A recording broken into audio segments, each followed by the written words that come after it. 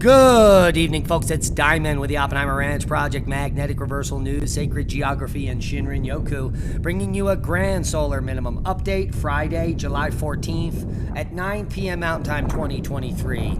Day 5 of the Reykjanes Ridge eruption at Fagradalsfjall Mountain is spectacular. It seems to be a slight uptick in lava output this evening as we are watching live just around sunset on Iceland.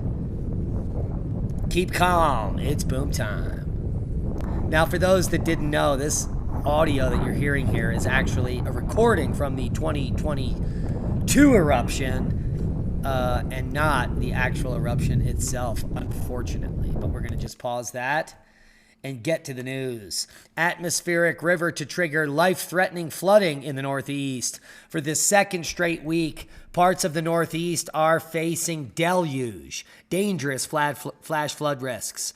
Cities and towns hit hard last week by epic amounts of rain could be inundated once again, while flooding could spread to new locations as well, while some areas are expected to receive up to 14 inches of rain. This would be 5 inches more than the last event, and power is out for 138,000 as severe storms move through Kansas City on Friday. Let's take a look at the power outage map showing Kansas with 121,000 still without power.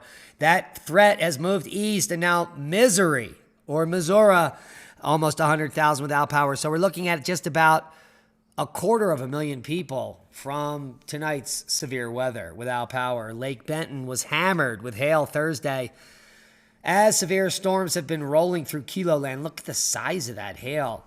Lake Benton received the brunt of the storm with large hailstones. Holy macaroni. Put your helmets on. Storms dropped golf ball to baseball size hail Thursday night on many regions, including Kokoto, west of the Twin Cities. Look at the size of the hail in Belgrade also earlier today. The bulk of the severe weather reports came from the western and central parts of Minnesota. Say it ain't soda, but it is. Hail from golf ball to baseball size hail was reported. And there you can see some examples of those rocks of ice. Strong to severe thunderstorms could produce more large hail and damaging winds in Omaha Friday. So heads up there and put your helmets on.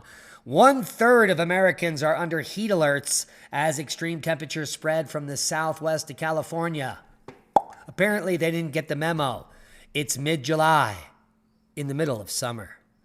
And it's not, in fact, even close to any of the hottest days ever on Earth or in the U.S. at all.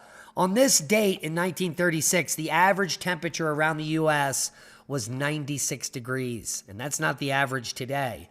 12 states were over 110 Fahrenheit on average, and 30 states were over 100 Fahrenheit on average, and all but one state was over 90 Fahrenheit.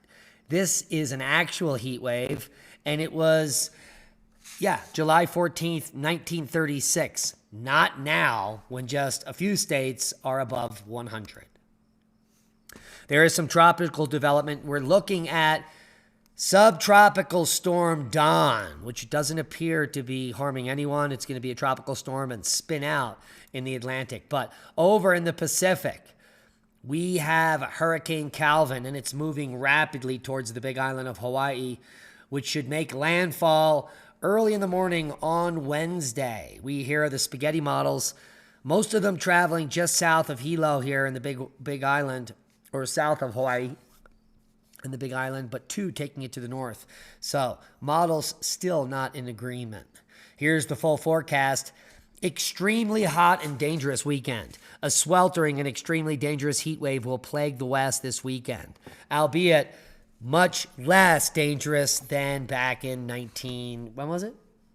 Let's take a look. 1936. So there is that. Along with spots in the southern U.S., numerous record high temperatures are likely, and air quality issues will be common in multiple areas in the U.S. Meanwhile, strong to severe thunderstorms, heavy rain, and flooding will be possible in several locations, especially and unfortunately in saturated New England. And let's take a look at some of those rainfall totals. What we're looking at here is the generalized moisture content on Sunday, July 16th, with the heaviest in the maroon and a huge swath of area with heavy in the red. And this is the same region that got flooded out from Burlington, Vermont south into the Catskills. The total rainfall Thursday is a little heavier to the east of where the flooding was, but still in that flooding region, 2 to 4 more inches. And in this area here, from Maine down to New York City, AccuWeather has forecast a potential for 14 inches somewhere here, probably western Massachusetts, southern Vermont, or southern New Hampshire, maybe even northern Connecticut. So the majority of the flooding is now going to move east and destroy a whole bunch of cities at the end of the weekend. Now, mid-July snow covered British Columbia's high elevations. Where has the summer gone? Asked BBC Weather.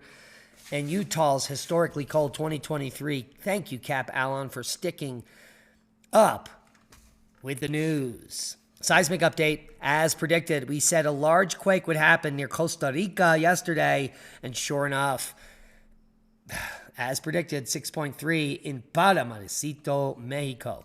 Far southern Mexico near Guatemala, Honduras, Nicaragua, and Costa Rica. I thought that it would happen near the Triple Junction near Guatemala, and certainly it did. And so we're going to keep a close eye on more developing seismicity in this region. But all over the world, seismicity is quite low. As Shishaldin volcano in eastern Aleutians increases activity, it's been glowing at the cone here since Monday, and it draws new monitoring. A volcano on Unimak Island in the eastern Aleutians is on watch for an eruption. Shishaldin is spewing at the summit, but the real threat of its start is when it starts to emit ash. The Alaska Volcano Observatory detected increased activity on Shishaldin Monday with heat from the summit crater. Its surface temperatures had greatly elevated, and the frequency of ground tremors also increased. And we're seeing some of the puffs now coming on the 14th of July from Shishaldin as a series of explosions continue, albeit moderate. Now, Shishaldin, well, let's take a look at the eruptive history. Well, it seems like Shishaldin's eruptive history is becoming more and more violent, with a VEI-3 back in 2019, a VEI-3 back in 1999, and mostly VEI-2 activity all the way back until 1830 when another VEI-3 occurred, as well as 1824. So this baby, the reason it's so smooth and pointy is because it doesn't erupt at VEI-4 or 5, which would blow the top off. But VEI-3 is significant enough, and we'll keep a close eye on Shishaldin's progress.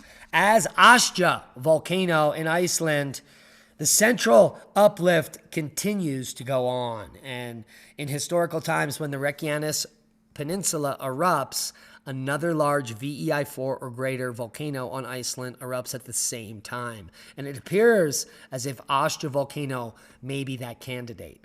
Ground deformation instruments continue to detect the caldera floor to be inflated. According to the latest KAUST recordings, the ground has been uplifted 30 centimeters between September 2022 and July of this year. Holy macaroni. Worldwide volcano news update. We've also got Fuego, Popo, Semaru, and the Reykjanes Ridge. According to the latest Sentinel-2 satellite imagery, the southerly advancing main lava flow front met the 2022 lava flow from Mera de Lagos. If the lava continues like this might lead to the overlapping of old lava flow fields and continuing beyond. That could be quite a big eruption. Let's take a look at the latest and go live.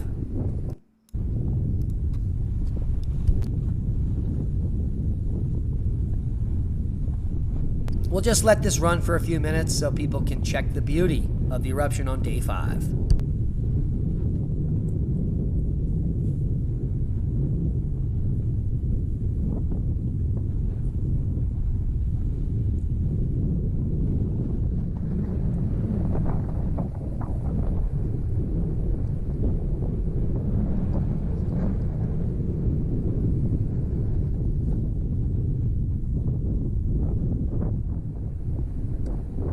Mother Nature is, in fact, spectacular. Come check out the footage at Afar TV. Give them a thumbs up, subscribe, tell them the Oppenheimer Ranch sent you.